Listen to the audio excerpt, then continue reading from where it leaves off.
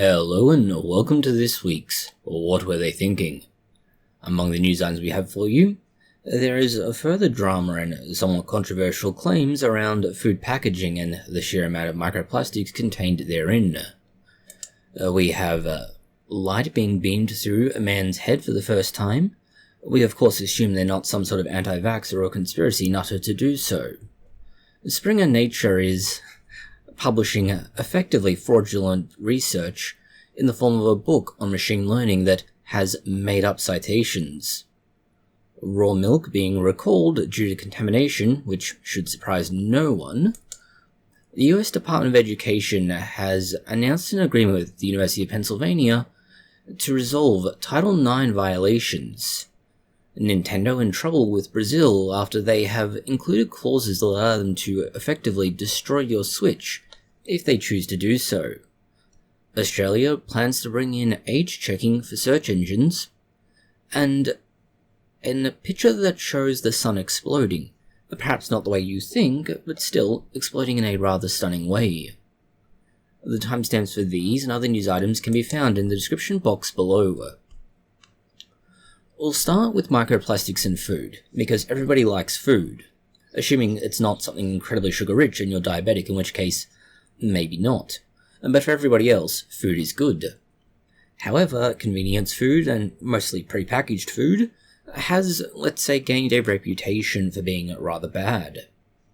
We're not talking here about apples that come in plastic bags when they already have their own convenient packaging, in the form of a skin or similar.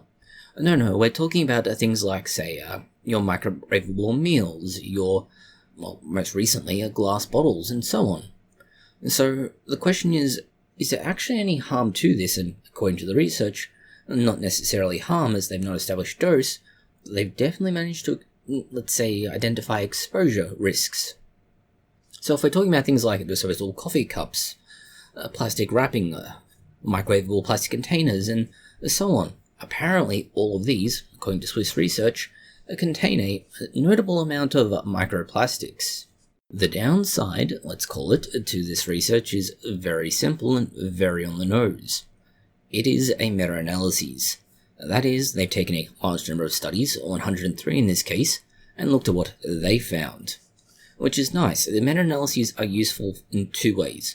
One, they do summarize the current state of literature, so you have a good idea about what's happening.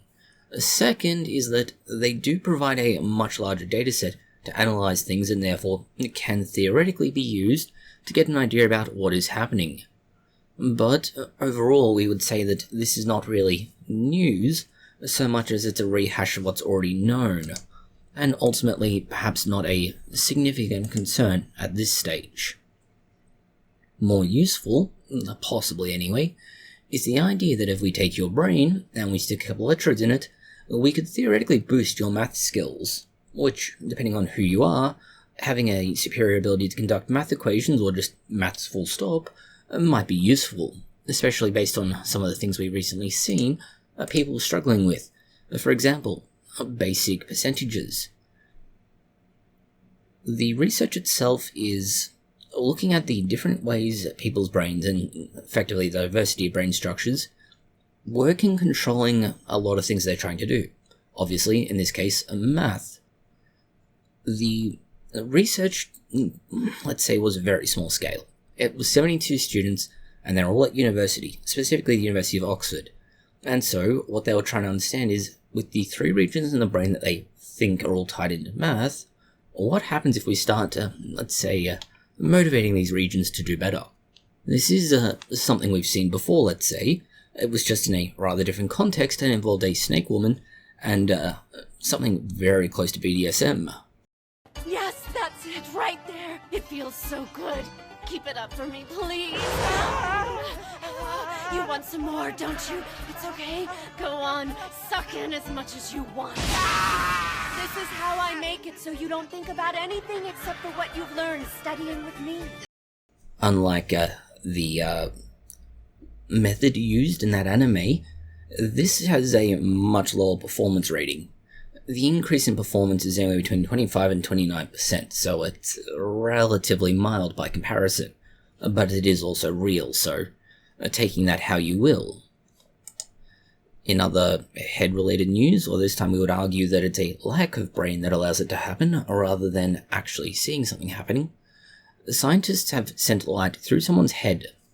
Now, there's an ongoing, euphemism to say that you could shine a light through someone's head, that'd be saying that they have no brain or no ability to think. But in this case, rather than being a euphemism, they have literally taken a non-invasive brain imaging approach involving light. It is supposed to be a low-cost, very portable way of conducting brain scans. It's called functional near-infrared spectroscopy. It's arguably much more convenient than the bigger, more expensive, and arguably somewhat more restrictive MRI machines, or better yet CAT scans and similar. But the downside, until now at least, has been that it could really only get a few centimeters in, so obviously it has very limited use. The new method allows for the, let's say, greater depth of penetration and analysis of what's going on inside your head, and in the case of some people, what is not going on inside their head. The basic requirements to make this happen were to first of all increase the power of the laser, the near-infrared laser, but still keep it safe to use, because scanning someone's brain while also frying it isn't all that helpful. The second requirement was that they had to provide a much more comprehensive setup in order to provide that functionality. And of course, the last thing is collecting that data on the far side. And this is perhaps the big catch here. Only a small amount of the laser beam that gets sent in makes its way out the other side of the head. We're talking about photons here, individual particles of light, kind of small.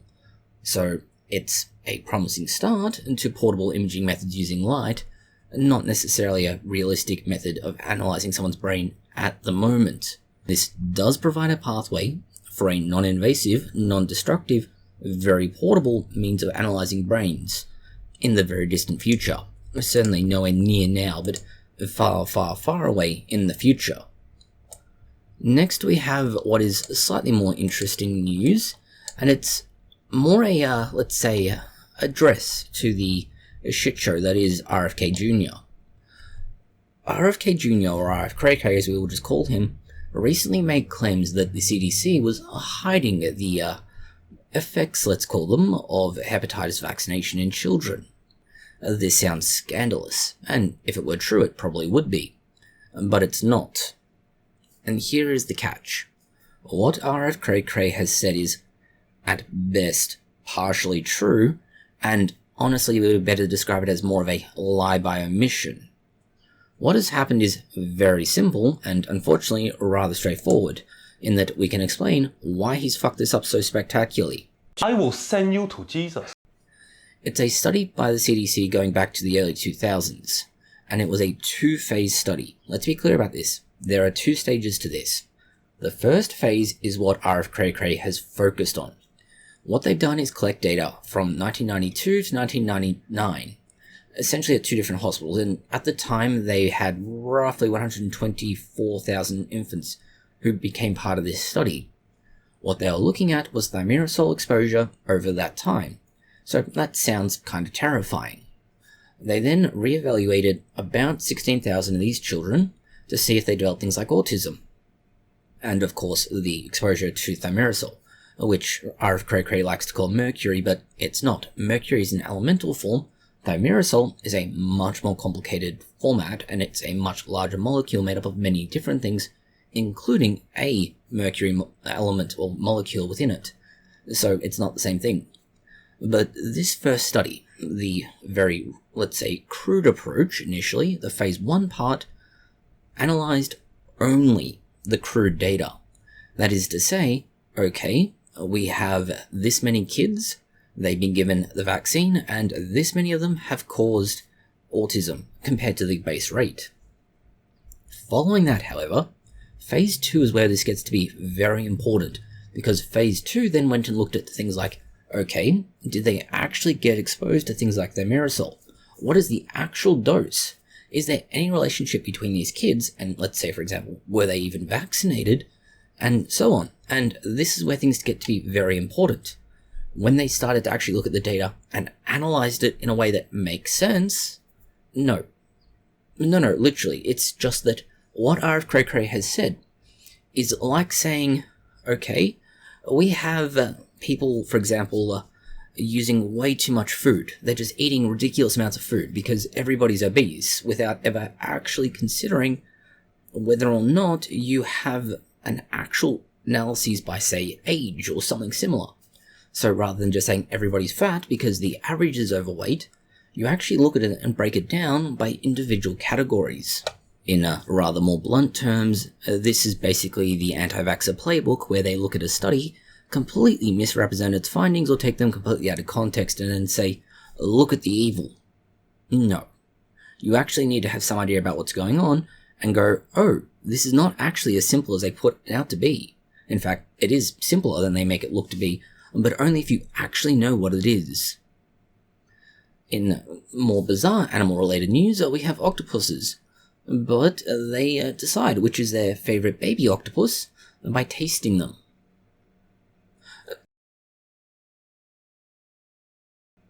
Thankfully, they don't actually eat them. Rather, what they have is microbes on top of the octopus, and these microbes generate certain flavors. And these flavors are, for all intents and purposes, an indicator of what's going on with the octopus, and whether or not the baby octopus is, first of all, going to survive, but also how healthy it is. And this in turn means that they decide, is this egg better, or is this egg worse? Is this baby octopus better, or is this one worse? And like with all parents, they do have a favorite. As with all octopus-related developments, it gets even creepier. The octopus doesn't need to use its tongue like a human would. In fact, they mostly can't in this context. Instead, their limbs, their tentacles, have neurons that allow them to taste by touching, which if it were a human is a rather terrifying and, honestly, a very uncomfortable idea. Imagine tasting anything you touched. Shifting now to food-related news, we have the idea that raw milk is still terrible for you, but it's just further evidence thereof. It's a raw milk recall that's occurred in the southeastern and south central part of Pennsylvania. It's all down to contamination, which should not be that surprising. We've established already in past videos that raw milk, although it makes up a much smaller market share, has a significantly higher penetration of recalls due to things like contamination. This is all owing to the way raw milk is processed, or more accurately, a lack of processing, to kill off any possible contamination that does occur. In this case, it's Campylobacter, which is one of the common contamination sources for milk, and as a result, the Department of Agriculture is basically told that these farms need to recall whatever milk they've sent to the wholesaler because it's now screwed up everything. And that is another issue. Even if you have one bad cow be milked, and that milk gets sent to the processing center, now all of the milk is contaminated. In, let's say, food-related news, we have the question of why hasn't biological nitrogen fixation been fixed? Nitrogen is relatively essential in farming. You don't want too much nitrogen at one time because that leads to runoff and all sorts of other problems. On the other side of the equation, not enough nitrogen means the plants, or more importantly the crops, won't be able to grow and therefore won't be able to produce food. Again, food being important, and most people like it. So we've had roughly 2, 3, maybe 4 millennia where humanity has reliably and consistently been working on making farming better. Admittedly, it's only in the last 200 or so years we've really got going with it properly, but still. The question then is, with all that time, all that effort, and certainly all the more recent developments, why can't we get nitrogen to stay where we want it to? This is where what's called a blog post from Washington State University provides a really interesting explanation of some of the big barriers that prevent us from doing so. For example, energy. Fixing nitrogen takes a lot of energy, not just from a, let's say, electrical point of view, but from an organism point of view. Then we have issues with shade. And because of how nitrogen gets fixed, the amount of shade involved can often be an issue. Then we have oxygen levels, because the more oxygen there is, the less nitrogen fixation will occur. You have other nutrients that are in the soil that often require nitrogen, or nitrogen requires them to be present, and without that, you just don't get the results you want. And then finally, we have most of the plants that are being grown, let's talk about grasses in particular, that get consumed. So cattle, or similar, will end up eating all the things you're using to fix nitrogen. And this is effectively why, despite everything, There is no current solution to the nitrogen fixation problem, although possibly in the future there may be. In purely academic news, we now have to laugh at Springer Nature again.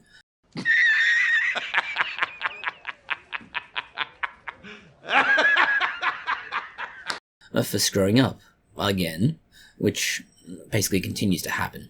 Springer Nature at the moment is the shame of academic publishing. Most recently, though, it's because their Mastering Machine Learning from Basics to Advanced had a whole bunch of random spurious claims from non-existent sources.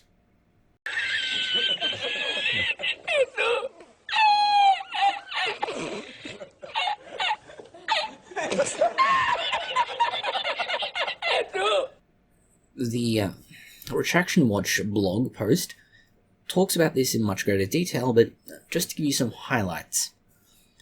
18 out of the 46 citations that they looked at, 2/3 of them did not exist or contained substantial errors. 3 researchers that were supposed to be part of making this book were fake, or they contained substantial errors in the citations. So, yeah. That's not a good place to start. And of course, remembering that this is a book published by Springer Nature. Springer Nature is notorious for overcharging for its books and any real resource for that matter. But in this case, it's a roughly $170 USD book that was being sold. Which, yeah, that's not a great place to start. Finally, the, let's say, biggest issue that Springer Nature has from this now is that they've published a book and they've attributed a significant portion of its content to either the wrong people, to people who don't exist, or similar, which, depending on the nature of what they've attributed, means that they've either laid the blame for bad information at people who have no idea they're responsible because they aren't, or worse yet, they've taken somebody who does exist and has done the work, and it's legitimate work, and then they've just stolen their clout, so to say. So, good job, Springer Nature. You're living up to your rather shitty reputation. In similar sort of academic-related news, although this time it's purely looking at universities as a whole and sort of their administration, we have the United States Department of Education and the University of Pennsylvania entering into what is effectively an agreement to resolve Title IX violations. Title IX is a very complex area within US law, but it's essentially a law that was originally intended to avoid issues around discrimination and similar. It's basically a civil rights law. The problem with it is that where its original scope was both a laudable thing and honestly quite good, it's ballooned in its application well beyond the scope of anything reasonable.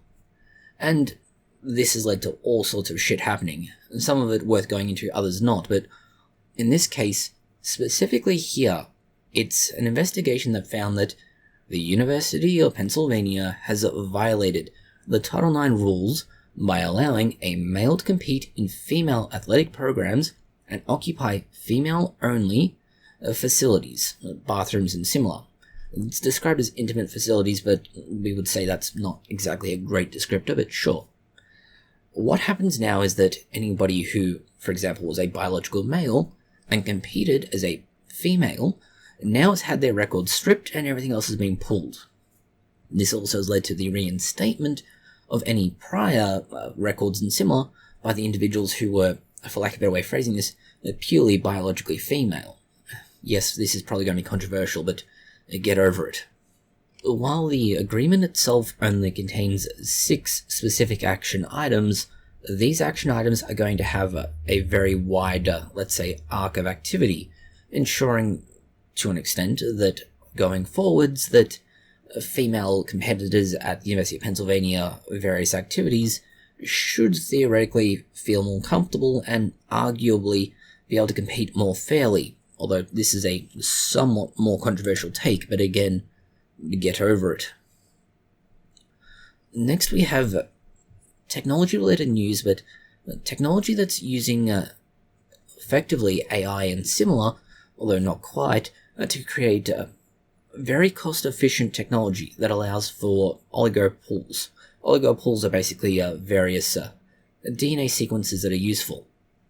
This means you can create a genetic library and assemble it from a raft of existing research, or more accurate to say, a raft of existing databases. Why this is kind of important is threefold. First of all, for a time, the PubMed databases and similar that were being used were completely shut down and inaccessible to researchers. This had huge implications for any kind of genetic research. Tools like BLAST were incredibly important.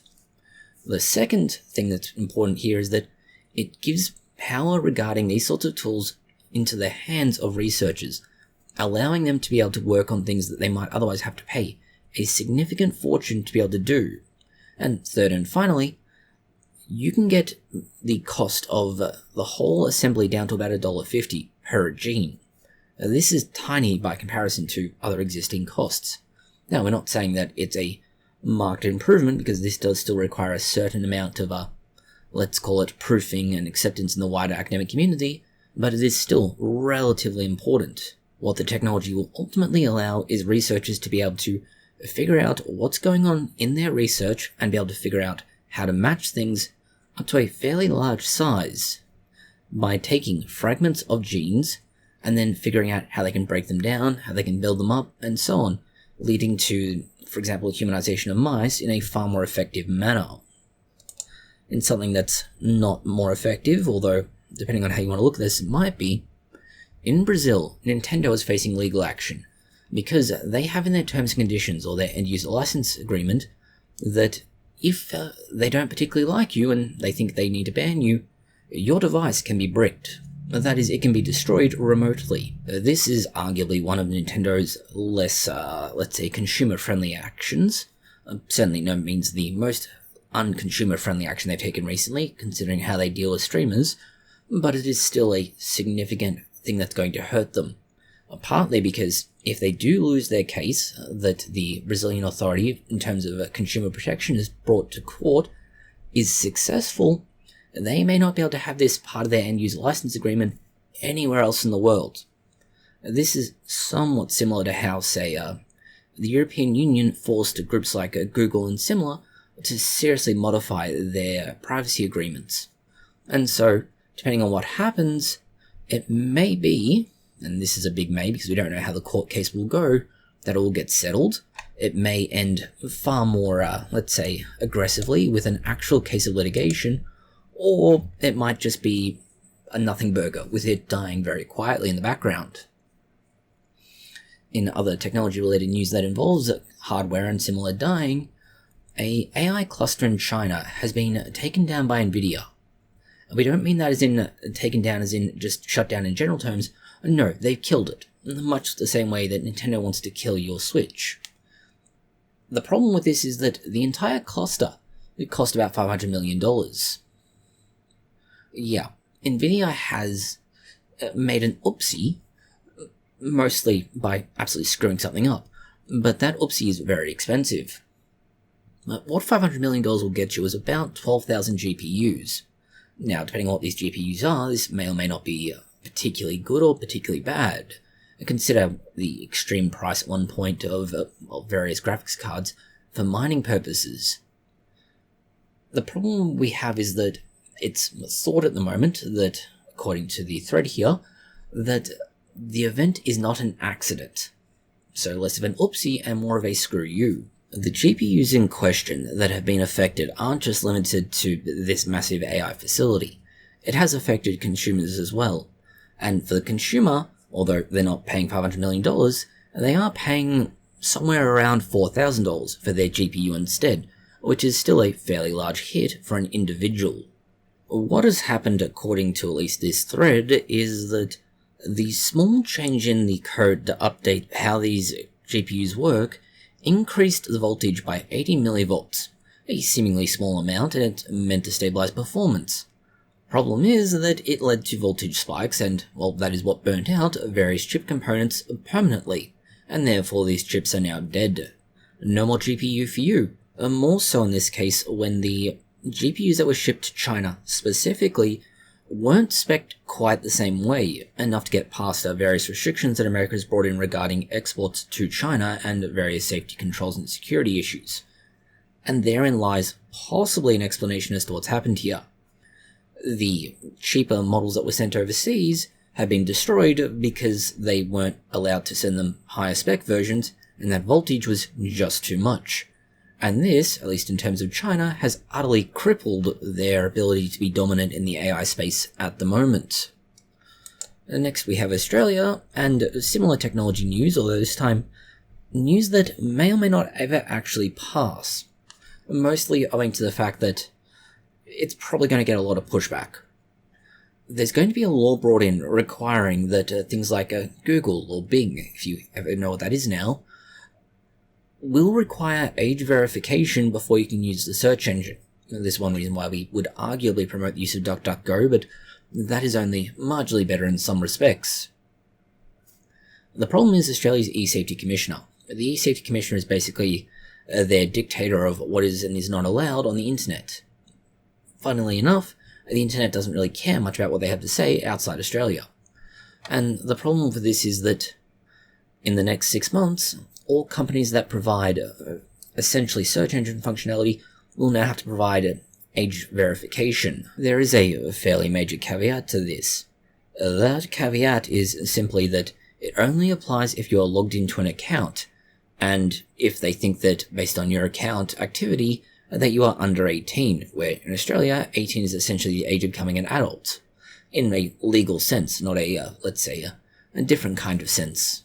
The very obvious and a very predictable problem with this is twofold. First of all, it really only applies to those search engines that have an associated account. In this case, Google having Gmail, and Outlook for Microsoft, and consequently Bing. And so if you're using anything other than these search engines, you don't actually have any way to do anything about this and nothing to worry about. Which will really only seek to drive a more, let's say, greater diversification of users to other search engines, we predict anyway. Next we have Interstellar news, of a sort anyway, it's more in our solar system anyway.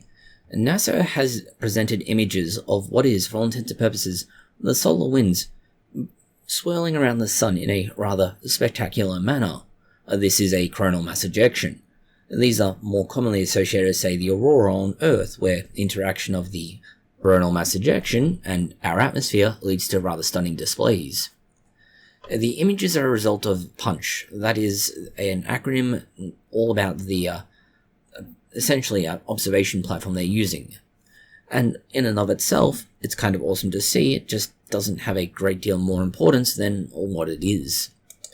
Slightly more interesting and likely to trigger all the conspiracy nutters out there, and we wonder if RFK will get involved, is that NASA confirms a new interstellar object is zooming into our solar system. This is not the first time, and will no doubt not be the last time, but there is something coming into our solar system. Part of it is broken off into nearly 3 dozen other pieces, smaller than the whole, sir. Yet over 15 miles in width themselves. Where are they heading? They should be entering our atmosphere within the next 25 minutes. The confirmation only came through on Wednesday, so it's not like this is a, let's say, a particularly important event. It's just that we don't really have many confirmations. It's only the third ever to be spotted, and, well, most astronomers and scientists basically say, yeah, it's only the third time, but we recognize that it's pretty much going to be a common thing, we just don't see them. The odd object coming in from space has been given the designation 3I/Atlas. The object, for all intents and purposes, just looks like a fuzzy blob at the moment, and it's thought that that's mostly because it's ice rather than solid rock, meaning that no, it's not likely to be a spaceship. If it is a spaceship, well, there's going to be big problems with people on board if they don't have the ability to survive in very cold conditions.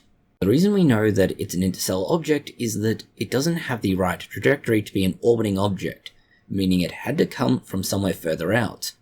Now, we won't know much more for a while yet, simply because it is still a long way away, but it could be interesting to see what happens with this. That's all the news we have for you this week. Thank you for watching. If you have found it interesting, consider liking, sharing, and subscribing. And please do post any comments, questions, or suggestions you have below.